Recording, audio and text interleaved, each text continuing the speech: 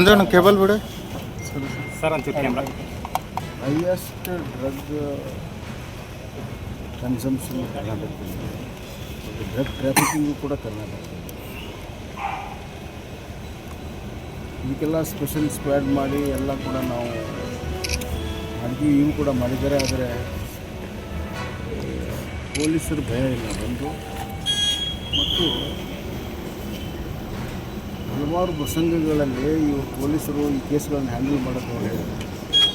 ಅವ್ರಿಗೆ 24 ಗಂಟೆಯಲ್ಲಿ ಕೆಲವರಿಗೆಲ್ಲ ಬೇರೆ ಸಿಗ್ತಾರೆ. ಅದಕ್ಕೆ ಒಂದು ಸ್ಪೆಷಲ್ ಕಾನೂನಿದೆ, ಅದನ್ನಾದ್ರೂ ಬಳಕೆ ಮಾಡ್ಬೇಕಾಗಿತ್ತು. 1998ರ ಒಂದು ಕಾನೂನು,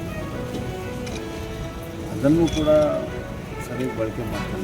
ಆ ಕಾನೂನು ಅಡಿಯಿಲ್ಲಾದರೂ 1 ವರ್ಷ ಮಿನಿಮಮ್ ಬೇಲ್ ಸಿಗಲ್ಲ, ಅದನ್ನು ಕೂಡ ಬಳಕೆ ಮಾಡ್ತಾಯಿಲ್ಲ. ಮತ್ತು ಮಹಾರಾಷ್ಟ್ರದವ್ರು ಬಂದಿಲ್ಲಿ ಕಂಡು ಹಿಡಿತಾರೆ, ಇಲ್ಲಿಯವ್ರಿಗೆ ಗೊತ್ತಿಲ್ಲ ಅಂತಂದರೆ ಅದರ ಅರ್ಥ ಇಲ್ಲಿಯ ಪೊಲೀಸರು ಈ ಡ್ರಗ್ ಟ್ರಾಫಿಕರ್ ಜೊತೆಗೆ ಕೆಲವೆಲ್ಲ ಅಧಿಕಾರಿಗಳು ಅದರಲ್ಲಿ ಶಾಮೀಲಾಗಿದ್ದಾರೆ ಅಂತ ಹೇಳಿ ಸಂಶಯ ಬರೋದಕ್ಕೆ ಸಾಧ್ಯತೆ ಇದೆ. ಒಟ್ಟಾರೆ ಈ ಸರ್ಕಾರ ಡ್ರಗ್ಸು ಕಂಟ್ರೋಲ್ ಮಾಡೋದ್ರಲ್ಲಾಗಲಿ, ಡ್ರಗ್ಸ್ ಕನ್ಸಂಪ್ಷನ್ ಇದು ಮಾಡೋದ್ರಲ್ಲಾಗಲಿ, ಎಲ್ಲ ಕಾಲೇಜು ಎಲ್ಲ ಇದರಲ್ಲಿ ಇವತ್ತು ಇನ್ಕ್ಲೂಡಿಂಗ್ ಹಾವೇರಿ ಜಿಲ್ಲೆವರೆಗೂ ಇವತ್ತು ಬಂದುಬಿಟ್ಟಿದೆ. ಎಲ್ಲೆಲ್ಲಿ ಜಿಲ್ಲಾ ಕೇಂದ್ರಗಳಲ್ಲೂ ಕೂಡ ಡ್ರಗ್ಸ್ ಸಿಗ್ತಾಯಿದೆ, ವ್ಯಾಪಕವಾಗಿದೆ. ಇದೇ ಥರ ಮುಂದುವರೆದ್ರೆ ಪಂಜಾಬ್ ಅದನ್ನು ಉಡ್ತಾ ಪಂಜಾಬ್ ಇತ್ತು, ಹಂಗೆ ಉಡ್ತಾ ಕರ್ನಾಟಕ. ಆದ್ದರಿಂದ ಕೂಡಲೇ ಮುಖ್ಯಮಂತ್ರಿಗಳು ಎಚ್ಚೆತ್ಕೋಬೇಕು. ಯಾರ್ಯಾರು ಅಧಿಕಾರಿಗಳು ವ್ಯಾಪ್ತಿಯಲ್ಲಿ ಇಂಥ ಡ್ರಗ್ ನಡೀತಾ ಇದೆ ಅವ್ರನ್ನೆಲ್ಲರನ್ನೂ ಬದಲಾವಣೆ ಮಾಡಬೇಕು. ಅಧಿಕಾರಿಗಳನ್ನೆಲ್ಲ ಬದಲಾವಣೆ ಮಾಡಿ ಹೊಸಬ್ರನ್ನ ತೊಗೊಂಡು ಸ್ಕ್ವಾಡ್ಗಳನ್ನು ಮಾಡಿ ಅವ್ರನ್ನೆಲ್ಲರನ್ನೂ ಹಿಡಿದು ಒದ್ದೊಳಗೆ ಹಾಕಬೇಕು. ಡ್ರಗ್ ಟ್ರಾಫಿಂಗ್ ಒಳಗೆ ಒದ್ದೊಳಗೆ ಹಾಕಬೇಕು ಮತ್ತು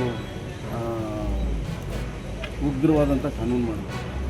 ನಾನು ನಿನ್ನೆ ಆರ್ಟಿಕಲಲ್ಲಿ ನಾನು ಬರೆದಿದ್ದೀನಿ, ಏನು ಅಂತಂದರೆ ದ್ವೇಷ ಶಾಸನ ಕಾನೂನು ಬದಲು ಈ ಡ್ರಗ್ ಟ್ರಾಫಿಕ್ನವ್ರನ್ನ ಹಿಡಿಯುವಂಥದ್ದಕ್ಕೆ ಕಠಿಣವಾದ ಕಾನೂನು ಬೇಕಾಗಿದೆ.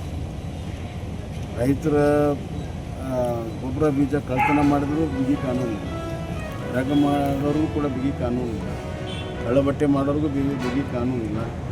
ಈ ರಾಜ್ಯ ಕಂಪ್ಲೀಟಾಗಿ ಇವತ್ತು ಕಾನೂನು ಸುವ್ಯವಸ್ಥೆ ಅಲ್ಲದೆ ಈ ರೀತಿ ಅನೈತಿಕ ಚಟುವಟಿಕೆಗೆ ತುಂಬಿರುವಂಥ ಒಂದು ರಾಜ್ಯ ಆಗಿದೆ.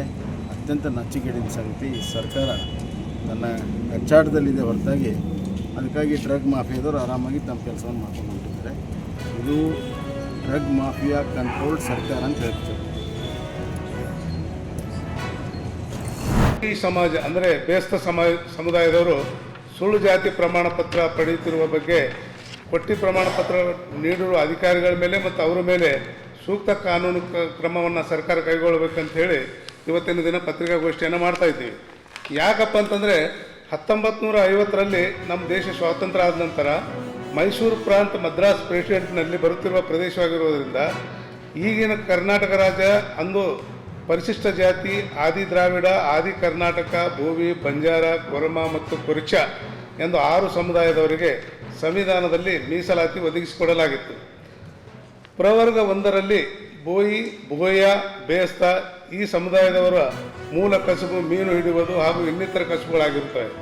ಅಂದಿನ ಮೈಸೂರು ಭಾಗದ ತಮಿಳುನಾಡಿನ ಮಡ್ರಾಸ್ ಗಡಿಯಲ್ಲಿ ಇರುವ ವಡ್ರ ಸಮುದಾಯಕ್ಕೆ ಬೋವಿ ಎಂದು ಮನ್ನಣೆ ಇತ್ತು. 1932ರಲ್ಲಿ ಮೈಸೂರು ರಾಜ್ಯದ ನಾಲ್ವಡಿ ಕೃಷ್ಣರಾಜ ಒಡೆಯರು ಕನ್ನಂಬಾಡಿ ಅಣೆಕಟ್ಟು ಕಟ್ಟುವ ಸಂದರ್ಭದಲ್ಲಿ ಅಂದಿನ ಕುಶಲಕರ್ಮಿಗಳಾದ ಬೋವಿ, ಬಂಜಾರ,